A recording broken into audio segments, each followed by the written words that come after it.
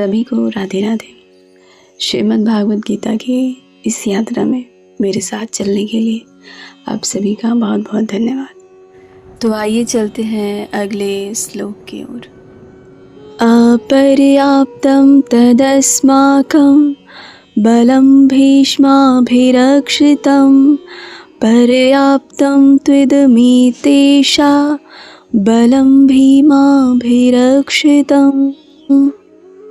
अर्थात दुर्योधन कहता है, हमारी शक्ति अपरिमेय है और हम सब पितामह द्वारा भली भांति संरक्षित है, जबकि पांडवों की शक्ति भीम द्वारा भली भांति संरक्षित होकर भी सीमित है।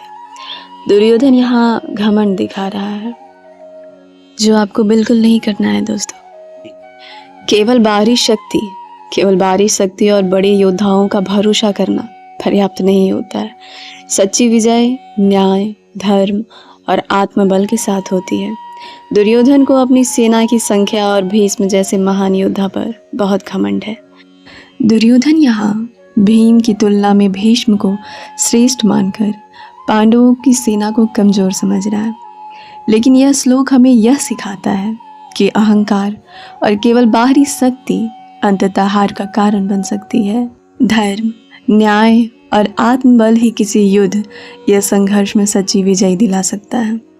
ये सत्य है कि नेता के गुण सेना को दिशा देते हैं। भीष्म के पास ज्ञान और शक्ति है, लेकिन वो अन्याय के पक्ष में खड़े हैं। वही भीम सिर्फ बलवान नहीं बल्कि न्याय की लड़ाई लड़ रहा है। इससे हमें यह शिक्षा मिलती है कि सही उद्देश्य के लिए लड़ी गई लड़ाई भी सच्ची होती है। मन का आत्मबल ही असली बल है। जिस व्यक्ति में धैर्य, सच्चाई और साहस होता है, वह वास्तव में अजय होता है। और जिस सेना के योद्धा सिर्फ अहंकार में डूबे होते हैं, उनकी हार निश्चित होती है। यह श्लोक हमें यह सिखाता है कि संघर्ष या परीक्षा सिर्फ बाहरी तैयारी नहीं, बल्कि भीतर की सच्चाई, आत्मबल और धर्म के साथ भी होनी जरूरी है।